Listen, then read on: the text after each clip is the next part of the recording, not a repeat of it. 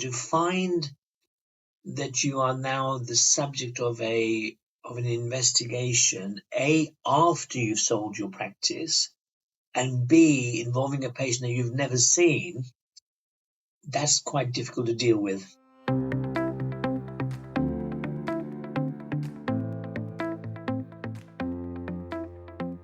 You're listening to the Dental Protection Podcast, and this is the In Dentistry series, where we explore some of the challenges in dentistry today and also discuss some possible solutions.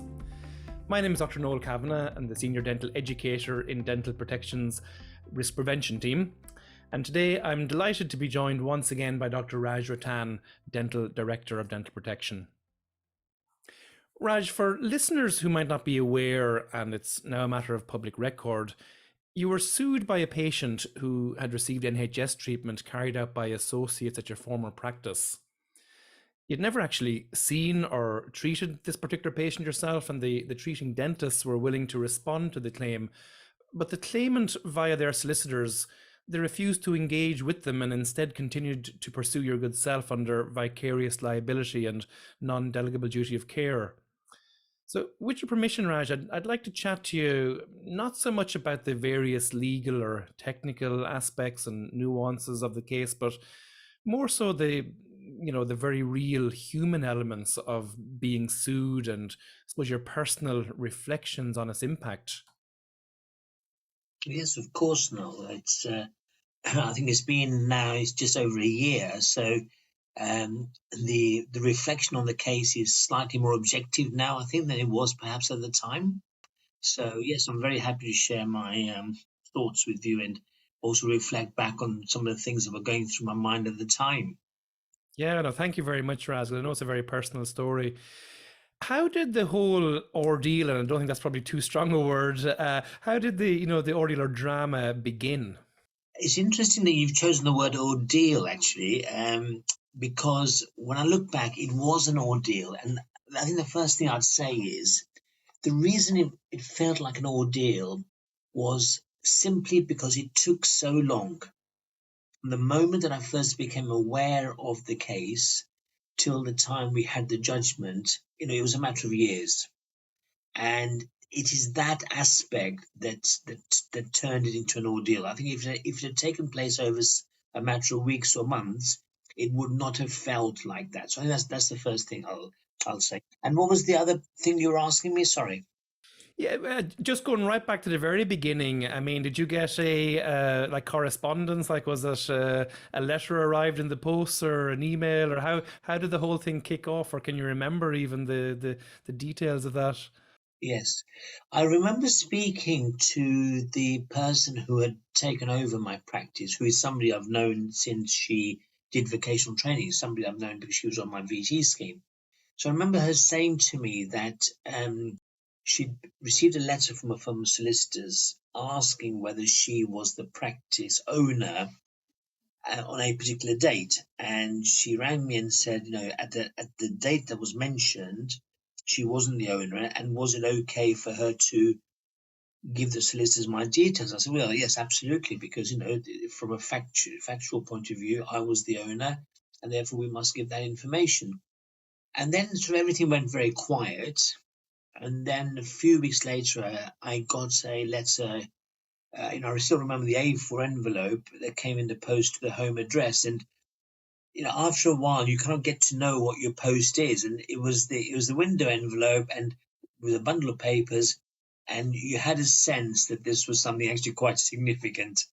And do you think the fact that you obviously have a huge amount of experience working in the dental legal space, did that make receiving that when you opened it and read it, did it make it any easier? Or Yes, I mean, my instant reaction to it at the time was, oh, this is nothing to really worry about, because I had, I contacted the practice. I said to one of my colleagues, one of my previous associates who was still working there, I said, you couldn't do me a favor, could you look at this patient's record card and just let me know, I don't remember the patient, but can you just look back on the records and let me know if I've treated the patient?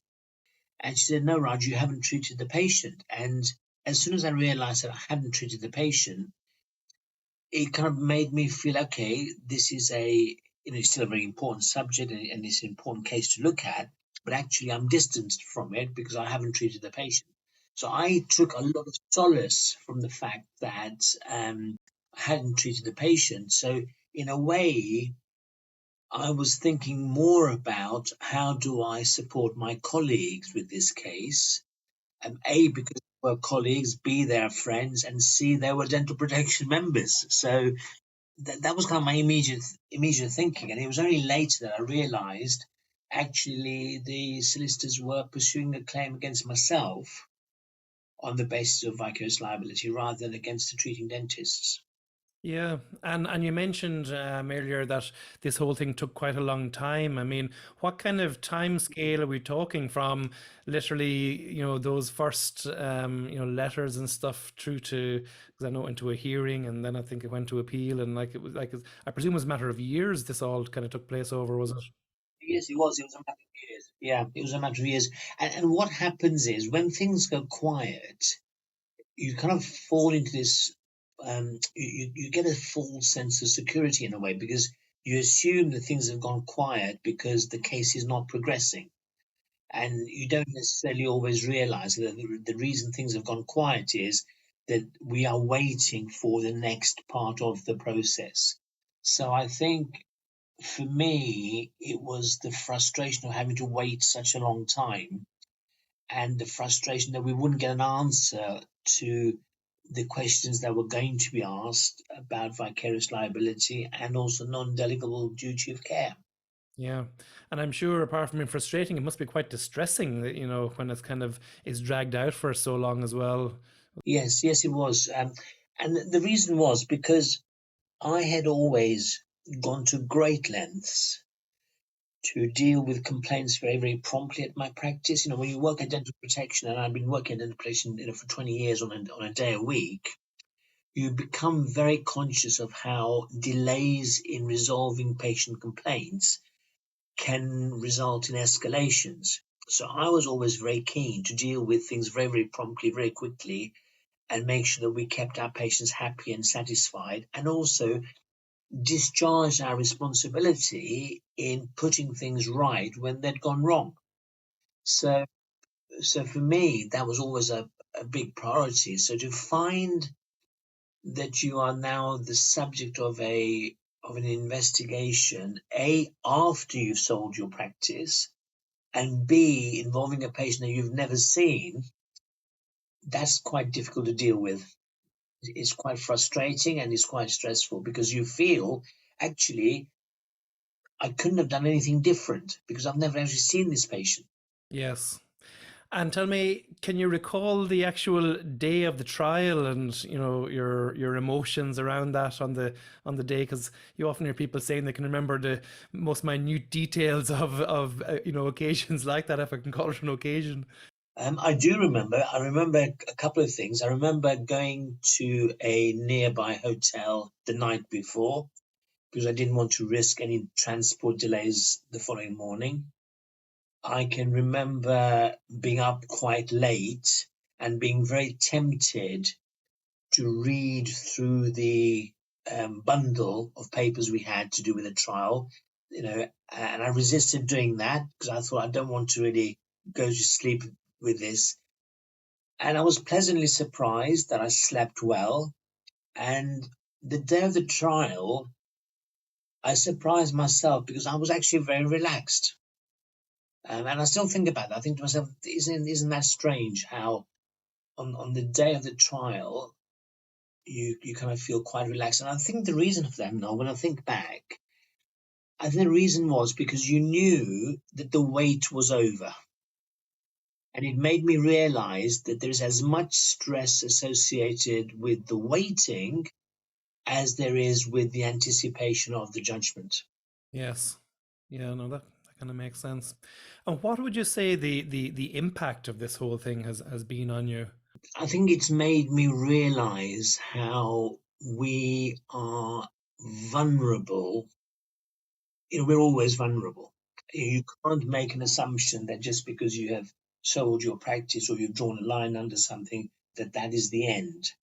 I think it made me realize actually you carry the responsibility of practice ownership with you. Once you're an owner, you're always an owner, and things can come back at you many years after you sold the practice. I think that was my main realization. Because psychologically, otherwise, you do feel when on the day that you complete your sale of your practice, you feel a massive sense of relief and think, oh, thank goodness I'm not carrying the burden of responsibility, because you feel that that's over for you. The reality of it is that it isn't over. That burden continues with you, and you learn to live with it as opposed to assuming that it's gone away. Yeah. Okay. And before we finish our chat, and I suppose not to leave any listeners in suspense that are not familiar with the case, what was the actual legal judgment in your case? So the judgment was, and it was an interesting case. Once I'd given my evidence, I stayed for the rest of the hearing and the trial, and the legal arguments were fascinating. They were very interesting, and looking back on it, one of the things that I realized was actually there are technical issues here, and I found the arguments and the counter arguments quite interesting, quite fascinating. And you can, once you've given your evidence, then you are free from the pressures of being present, and then you can refocus on other issues, and that's what I found. So the conclusion was that the judge decided that the vicarious liability did apply, as did non-delegable duty of care. We looked at the judgment, we decided to appeal it, and on appeal, the vicarious liability aspect was overturned, but the non-delegable duty aspect of it stayed the same. So that was the kind of the final conclusion, I guess. The final conclusion. Okay. So, and on that note, I'd like to thank Raj very much for sharing not alone, some of the details of his case, but also his very personal reflections on its impact. Thank you for listening to this podcast, Reflections on Being Sued Under Vicarious Liability. I hope you enjoyed it, and if you have, please do tell your friends and colleagues.